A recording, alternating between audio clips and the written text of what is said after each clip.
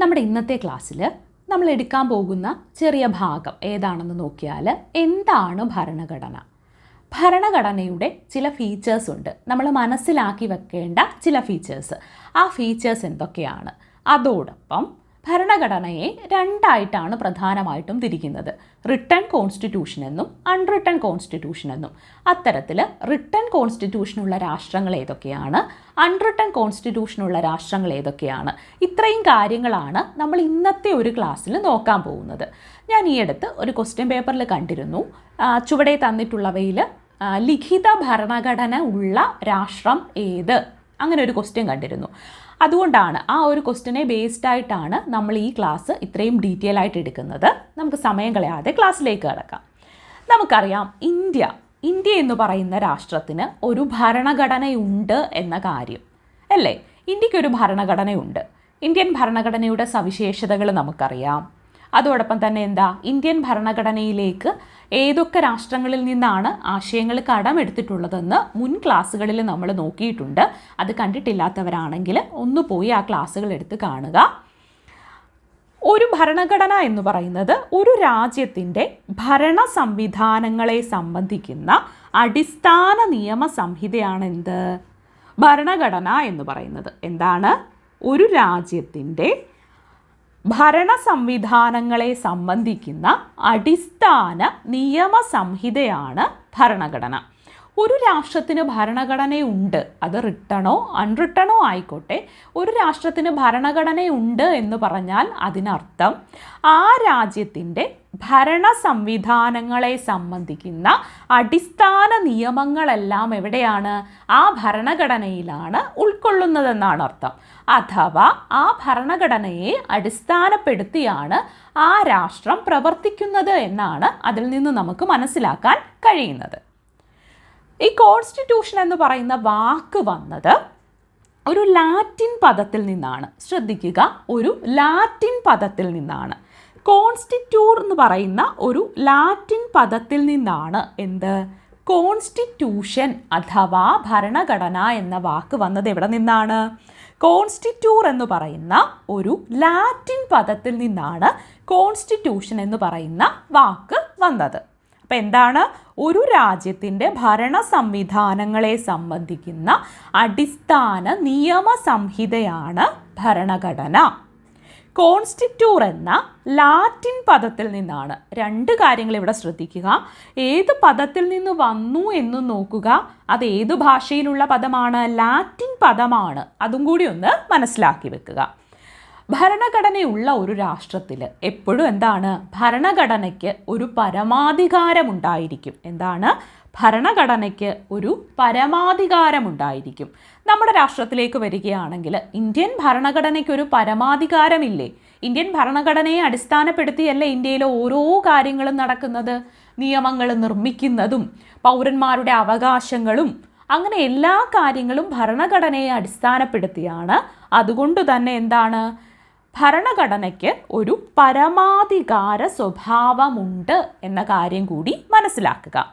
അതോടൊപ്പം law of the land എന്നാണ് നമ്മൾ ഭരണഘടനയെ പൊതുവെ അറിയപ്പെടുന്നത്. Law of the land. Law of the land എന്നറിയപ്പെടുന്നത് ലോ ഓഫ് ദ ലാൻഡ് എന്നറിയപ്പെടുന്നത് ഭരണഘടനയാണ്. ഏത് രാഷ്ട്രത്തിലായാലും ലോ ഓഫ് ദ ലാൻഡ് എന്നറിയപ്പെടുന്നത് ഭരണഘടനയാണ്. ഇനി നമ്മുടെ ഭരണഘടനയെ പ്രധാനമായിട്ട് നമുക്ക് രണ്ട് തരത്തിലാണ് ഡിവൈഡ് ചെയ്യാൻ കഴിയുന്നത്. ഭരണഘടന രണ്ട് തരത്തിലാണുള്ളത്. എങ്ങനെയാണ്? ലിഖിത ഭരണഘടനയും അലിഖിത ഭരണഘടനയും, അഥവാ റിട്ടൺ കോൺസ്റ്റിറ്റ്യൂഷനും അൺറിട്ടൺ കോൺസ്റ്റിറ്റ്യൂഷനും. ഭരണഘടന രണ്ട് തരത്തിലാണ്, റിട്ടൺ കോൺസ്റ്റിറ്റ്യൂഷനും അൺറിട്ടൺ കോൺസ്റ്റിറ്റ്യൂഷനും. ലിഖിത ഭരണഘടന എന്ന് പറയുമ്പോൾ ഭരണഘടനയിൽ പറയുന്ന കാര്യങ്ങളെല്ലാം എഴുതപ്പെട്ടവയാണ്. ഇന്ത്യൻ ഭരണഘടനയൊന്ന് ആലോചിച്ച് നോക്കൂ. ഇന്ത്യൻ ഭരണഘടന ഒരു റിട്ടൺ കോൺസ്റ്റിറ്റ്യൂഷനാണ്. ഇത്രയുമേറെ കാര്യങ്ങൾ വളരെ ചിട്ടയോടെ കൃത്യമായിട്ട് രേഖപ്പെടുത്തിയിട്ടുള്ളതാണ് ഇന്ത്യൻ കോൺസ്റ്റിറ്റ്യൂഷൻ. അപ്പോൾ ഇന്ത്യൻ ഭരണഘടന ഒരു ലിഖിത ഭരണഘടനയല്ലേ? അങ്ങനെ ഒരുപാട് രാഷ്ട്രങ്ങൾക്ക് ലിഖിത ഭരണഘടനയുണ്ട്.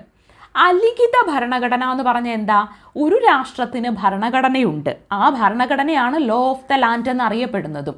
പക്ഷേ ആ ഭരണഘടനയിൽ പറയുന്ന കാര്യങ്ങൾ എഴുതപ്പെട്ടിട്ടുണ്ടാവില്ല. എഴുതി വെച്ചിട്ടുണ്ടാവില്ല. പക്ഷേ എന്താണ്, ഭരണഘടന ഉണ്ട് ആ രാഷ്ട്രത്തിന്, അത് എഴുതപ്പെട്ടതല്ല എന്നേ ഉള്ളൂ.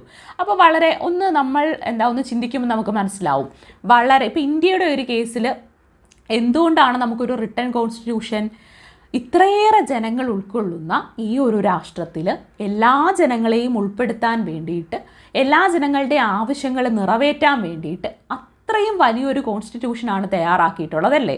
അത്രയും ബൃഹത്തായ ഒരു കോൺസ്റ്റിറ്റ്യൂഷനെ എഴുതി വെച്ചാലല്ലേ പറ്റൂ. അതുകൊണ്ടാണ് നമ്മുടെ ഭരണഘടനാ നിർമ്മാതാക്കൾ കോൺസ്റ്റിറ്റ്യൂഷന് എഴുതപ്പെട്ട ഒരു കോൺസ്റ്റിറ്റ്യൂഷന് ഇത്രയേറെ പ്രാധാന്യം കൊടുത്തത്. ചില രാഷ്ട്രങ്ങളുടെ ഭരണഘടന എന്ന് പറയുന്നത് നമ്മുടെ രാഷ്ട്രത്തിലെ പോലെ ഓരോ മൈന്യൂട്ടായ കാര്യങ്ങളും എഴുതിയിട്ടുണ്ടാവില്ല. പ്രധാനപ്പെട്ട ആ രാഷ്ട്രത്തിൻ്റെ കാര്യങ്ങൾ ഉൾപ്പെടുത്തിക്കൊണ്ടാവും ഉള്ളത്. ഒരു ചെറിയ ഭരണഘടനയായിരിക്കാം. അപ്പോൾ അതുകൊണ്ട് അത് എഴുതപ്പെട്ടതായിരിക്കില്ല. ഇനി നമുക്ക് ലിഖിത ഭരണഘടനയുള്ള രാഷ്ട്രങ്ങൾ ഏതൊക്കെയാണ് എന്നൊന്ന് നോക്കാം. പഠിച്ചു വെക്കേണ്ടതാണ്. ഇന്ത്യക്ക് ലിഖിത ഭരണഘടനയാണ്, റിട്ടൺ കോൺസ്റ്റിറ്റ്യൂഷനാണ് ഇന്ത്യക്കുള്ളത്. അതുപോലെ American constitution American constitution written ആണ്, എഴുതപ്പെട്ട ഭരണഘടനയാണ് അമേരിക്കയുടേത്. എഴുതപ്പെട്ട ഭരണഘടനയാണ് ഇന്ത്യയുടേത്. ഓസ്ട്രേലിയയുടേത് എഴുതപ്പെട്ട ഭരണഘടനയാണ് ഓസ്ട്രേലിയയുടേത്. റിട്ടൺ കോൺസ്റ്റിറ്റ്യൂഷനാണ് ബ്രസീലിൻ്റെത്. റിട്ടൺ കോൺസ്റ്റിറ്റ്യൂഷനാണ് ദക്ഷിണാഫ്രിക്കയുടേത്. അപ്പോൾ ഏതൊക്കെ രാഷ്ട്രങ്ങളുടെയാണ്? ഇന്ത്യ, അമേരിക്ക, ഓസ്ട്രേലിയ, ബ്രസീൽ, ദക്ഷിണാഫ്രിക്ക. ഇന്ത്യ, അമേരിക്ക, ഓസ്ട്രേലിയ, ബ്രസീൽ, ദക്ഷിണാഫ്രിക്ക. ഇന്ത്യ, അമേരിക്ക, ഓസ്ട്രേലിയ, ബ്രസീൽ, ദക്ഷിണാഫ്രിക്ക. ഈ രാഷ്ട്രങ്ങളുടെ ഭരണഘടനകളെല്ലാം എഴുതപ്പെട്ട ഭരണഘടനയാണ്, അഥവാ റിട്ടൺ കോൺസ്റ്റിറ്റ്യൂഷനാണ്, അഥവാ ലിഖിത ഭരണഘടനയാണ്.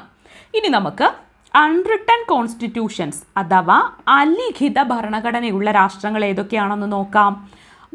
ബ്രിട്ടൻ്റെ ഭരണഘടന എങ്ങനെയാണ്? ബ്രിട്ടൻ്റെ ഭരണഘടന അലിഖിത ഭരണഘടനയാണ്. ഇസ്രായേലിൻ്റെ ഭരണഘടന അലിഖിതമാണ്. അതുപോലെ ഫ്രാൻസിൻ്റെ ഭരണഘടന അലിഖിത ഭരണഘടനയാണ്. ന്യൂസിലൻഡിൻ്റെ ഭരണഘടന അലിഖിതമാണ്. ഇതൊക്കെ പ്രധാനപ്പെട്ട രാഷ്ട്രങ്ങൾ മാത്രമാണ് കേട്ടോ. അലിഖിത ഭരണഘടനയുള്ള പ്രധാനപ്പെട്ട രാഷ്ട്രങ്ങളാണ് Britain, Israel, France, New Zealand. Britain, Israel, France, New Zealand. ഏതൊക്കെയാണ് അൺറിട്ടൺ കോൺസ്റ്റിറ്റ്യൂഷൻ അഥവാ അലിഖിത ഭരണഘടനയുള്ള രാഷ്ട്രങ്ങൾ? Britain, Israel, France, New Zealand. Britain, Israel, France, New Zealand. ഇത്രയും രാഷ്ട്രങ്ങൾക്കാണ് അൺറിട്ടൺ കോൺസ്റ്റിറ്റ്യൂഷൻ അഥവാ അലിഖിത ഭരണഘടനയുള്ള രാഷ്ട്രങ്ങൾ. അപ്പോൾ കാര്യങ്ങൾ വ്യക്തമായി എന്ന് കരുതുന്നു. നമ്മളിതിൽ പ്രധാനപ്പെട്ട രാഷ്ട്രങ്ങൾ മാത്രമാണ് പറയുന്നത് കേട്ടോ. നമുക്ക് പഠിക്കാൻ ഇമ്പോർട്ടൻ്റ് ആയിട്ടുള്ള രാഷ്ട്രങ്ങൾ മാത്രമാണ് പറയുന്നത്.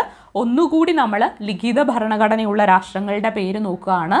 ഇന്ത്യ, അമേരിക്ക, ഓസ്ട്രേലിയ, ബ്രസീൽ, ദക്ഷിണാഫ്രിക്ക. അലിഖിത ഭരണഘടനയോ? Britain, Israel, France, New Zealand.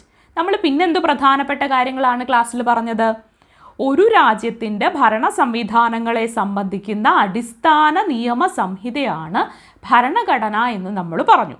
കോൺസ്റ്റിറ്റ്യൂർ എന്ന ലാറ്റിൻ പദത്തിൽ നിന്നാണ് ഈ വാക്ക് ഉത്ഭവിച്ചതെന്നും ഭരണഘടനയ്ക്ക് പൊതുവെ പരമാധികാര സ്വഭാവമാണുള്ളതെന്നും ലോ ഓഫ് ദ ലാൻഡ് എന്നറിയപ്പെടുന്നത് ഭരണഘടനയാണെന്നും പറഞ്ഞു. ഇവിടെ ഒരു പ്രധാന പോയിന്റ് കൂടിയുണ്ട് കേട്ടോ. എഴുതപ്പെട്ട ഭരണഘടനകളിൽ ലോകത്തിലെ ഏറ്റവും വലിയ എഴുതപ്പെട്ട ഭരണഘടന എന്ന് പറയുന്നത് നമ്മുടെ ഇന്ത്യയുടെ ഭരണഘടനയാണ്. ലോകത്ത് ഭരണഘടനകളിൽ എഴുതപ്പെട്ട ഭരണഘടനകളിൽ ഏറ്റവും വലുത് എന്ന് പറയുന്നത് ഇന്ത്യൻ കോൺസ്റ്റിറ്റ്യൂഷനാണ് എന്ന പോയിന്റ് കൂടി ഒന്ന് ഓർത്ത് വെക്കുക. അപ്പോൾ ക്ലാസ് ആവർത്തിച്ച് കേൾക്കുക, കേട്ട് മനസ്സിലാക്കി പഠിക്കാനായിട്ട് ശ്രമിക്കുക.